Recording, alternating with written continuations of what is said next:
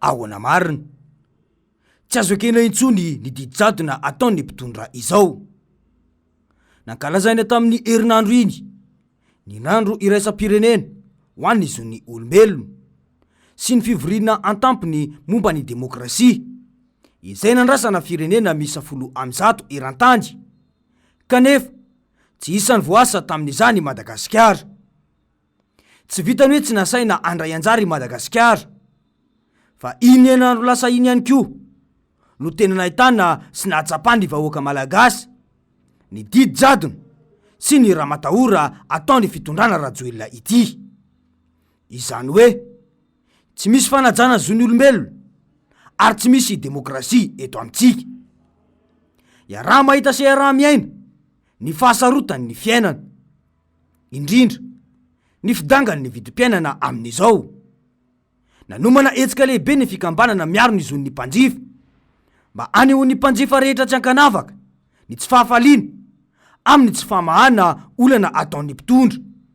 kanefa dia sakana sy fandefasana zandary sy mpitandro ny filaminana nanao ramatahora no setrin'izany. Voalaza ny lalam-panorenana anefa fa malalaka ny fanehoan-kevitra ary zo fototra izany ho an'ny olom-pirenena. Ny andro ny fankalazana ny andro irasam-pirenena ho an'ny zon'ny olombelona, izany no ny tranga. Izany hoe tsy misy dikany ho an'ny mpitondra intsony izany zon'ny vahoaka malagasy izany, izay tena mahantra kanefa tsy afaka maneho ny heviny. Izany ny teto Antananarivo, fa vao maika aza nabaribary mpitondra tany Toliara, fa tsy misy intsony izany fanajana ny lalam-panorenana sy ny zo fototra, fa didijadona ny fomba fitondrana eto Madagasikara. Nankalaza ny tsingeritaona naterahany tokoa mantsy ny Filomarika Ravalomanana tamin'ny Alahady, ka ny fanojo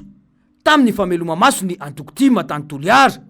izany andro lehibe eo amin'ny fiainana izany. Nisy ary ny fikasana ny ankalaiza izany miaraka amin'ny vahoaka mpiaradia aminy tany Toliara tao amin'ny Magro. Marina tsara fa toerana manokana azy ny Magro, fa tsy any ny fanjakana. Ny mahagaga dia nirandry ny mpitondra izany fankalazana iarahana amin'ireo mpiaradia azy tany Toliara, izay lazainy fa tsy nisy fanomezan-dalana. Hatramin'ny oviana indray no misy olom-pirenena ankalaza tsingeritaona ao amin'ny tranony ka angataka fanomezan-dalana. Aza ny fanajana ilay zo fototra izay lazainy fa iantohany lalam-panorenana. Toy izao no fanazavana nataon'ny Maître Elso, mpitarika ny Antokotima ao Toliara. Zoma tamin'ny 4 vao nahazo an'ilay taratasy avy any amin'ny préfet izahay, izay milaza fa tsy azonay atao ny mamory na mifamory ao anatin'ny toerana io. Dia niezaka nanantona manam-pahefana reo man tena anay tompoko, rehefa tonga tany izahay dia gaga fa mitsoka daholo ireo olona reo tsy hita. Dia nantona ny mpitandro filaminana izahay, izay mbola tsy lehibeny ihany koa fa ny ambanimbany izay. Dia nilaza izy fa hoe raha Magro dia tsy ekenay, fa raha mitoeran-kafa dia ekenay. Zay rehefa zany mbola tsy isany koa garantie hoe ekeny va le toeran-kafa izay andehananay. Nefa ny fanambarana izay nataonay tamin'ny vahoaka manontolo sy ny mpanaradianay dia ao Magro ny fotoana fanomezana. Efa tonga aty daholo satria congrès régional nataonay, tonga aty daholo ny avy any amin'ny district hafa manerana ny région ny Atsimo andrefana. Nandany vola reo olona reo, nandany fotoana reo olona reo hamonjy an'io congrès. Tonga ihany koa ny avy amin'ny faritra, amin'ny faritany anatrika an'io dia satria fankalazana ihany koa ny fivondrona naterahan'ny président Ravalomanana, dia tonga zany ny amin'ny faritany izay anatin'ny Antokotima sy ny RMDM miaraka ankalazana azy miaraka amin'ny fotoana io. Mampalahelo fa lany fotoana sy lany vola reo olona reo, efa tonga eto Toliara, zay vao navoaka amin'izay ilay taratasy milaza fa hoe tsy azonay atao ny mivory ao. Dia tena marina voalohany eto aloha io toerana io dia toerana tsy lieu public, izay fa lieu privé. Voalazany lalàna tompoko, alalàna manan-kera hatramin'izao mbola tsy misy manafoana anazy, fa tsy mila autorisation na fahazoan-dalana avy amin'ny manam-pahefana eto an-toerana, fa fanambarana no nataonay. zay nataonay tokoa zany fanambarana zany a ary tamin'ny fotoana maharitraritra no nanaovana anazy. Mpitondra inona izany mitsoka andraikitra izany? Mazava amin'izany fanazavana izany fa matoto samiona amin'ireo mpitarika ny antoko-dima ireto ireo mpitondra fanjakana tany an-toerana dia baiko midina no azon'izy ireo,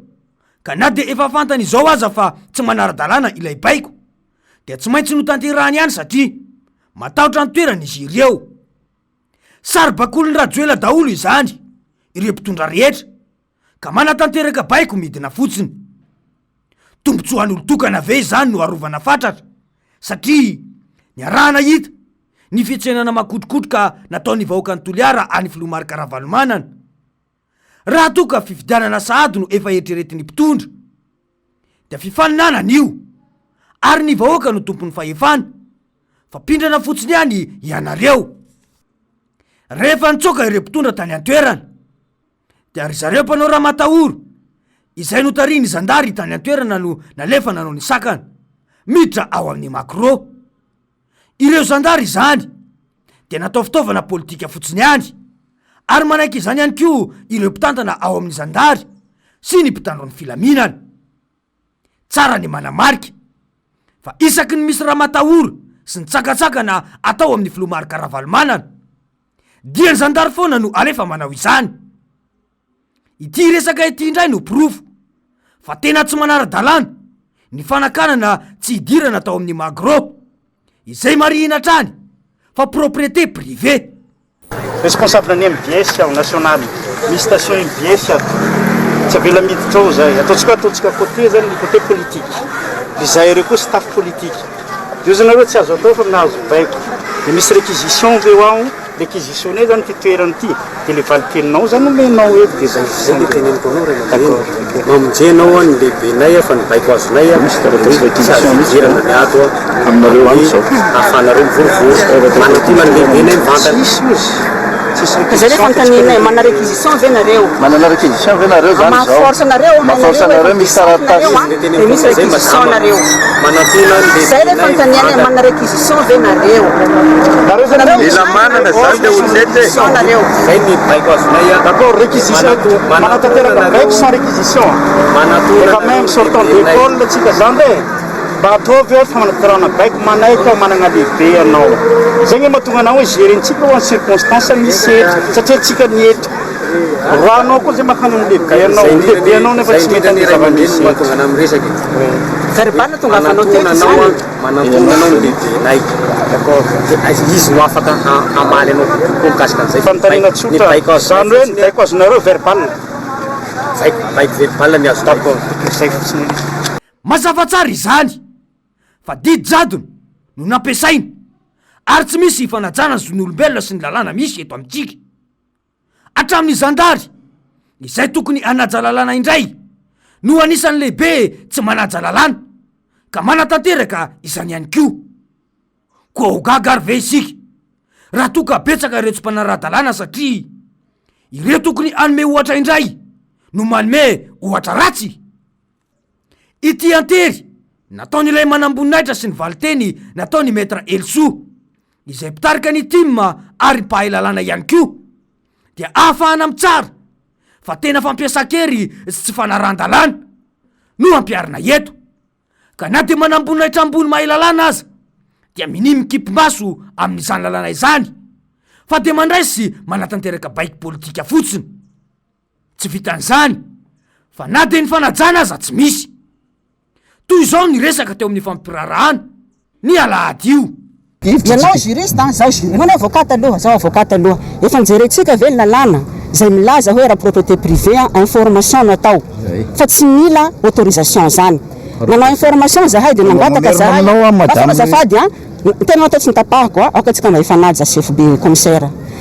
anazava zany dia satria lasa bodongerina le izy tsika nasamba Toliara etoa iaby araiky nitanjona atsika dia efa nihoan-kevitra ny Madagasikara zay nga mba mazava zay dia lalàna zany hainao tsara zany fa autorisation raha ohatra ka propriété la lieu public fa raha ohatra ka propriété privée kosa dia information nataonay amin'ny autorité locale sy ny amin'ny préfecture zay zany ny fanambarana zay nataony zany de hoe famoriam-bahoaka famoriam-bahoaka fotsiny tena fa tsy hoe famoriam-bahoaka amin'ny propriété privée mazava angamba zay kidy famoriam-bahoaka zany amin'ny lieu public mila autorisation hita taratra amin'izany fa baiky politika avy ety Antananarivo no asaina tanterany ireo mpitandro ny filaminana entina makaiza mariny ty nositsika ty e raha misy ve zany fety ataona fianakaviana any an-tranony dia tsy maintsy angatahana fahazahon-dalana aizany lalana misy an'izany amafisina indray fa fankarazana tsingeritaona ny filomarikaravalmanana no anaovana izao sakantsakana izao tsy famorim-bahoaka andalambe natao fa fivoriana ao amin'ny magro inona marina no atahoran'ny mpitondra ny filomarikaravalmanana e olo-pirenena izy ary manana ny zo fototra amin'ny maha-olo-pirenena azy na de tsy nomenareo azy azany izo amin'ny mahafiloha teo aloha azy fotoana fohy tahorin'ny fampirarahana io dia mbola nalefa indray ny zandary ka toy ireny any amin'ny tany miady ireny no tao an-tampitanàna ny toliary toy zao ny zava-misy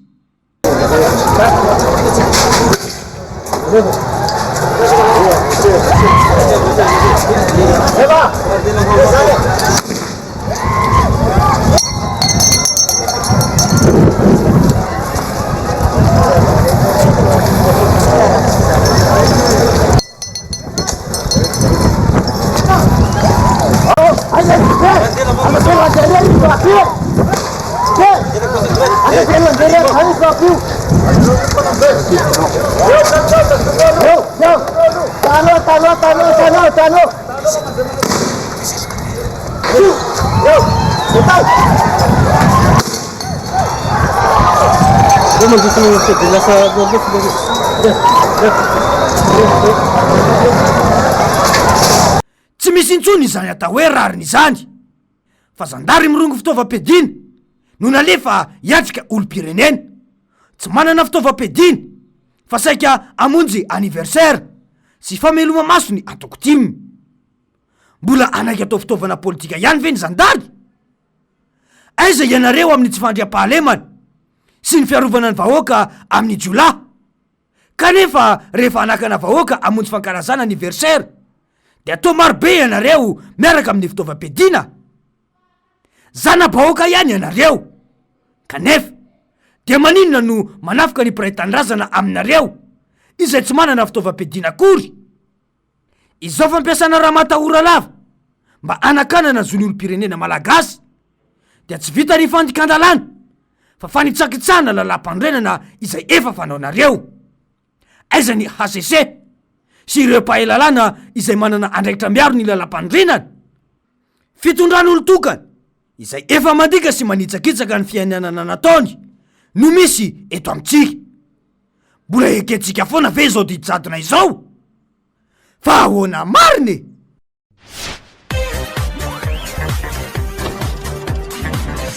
ahoana mariny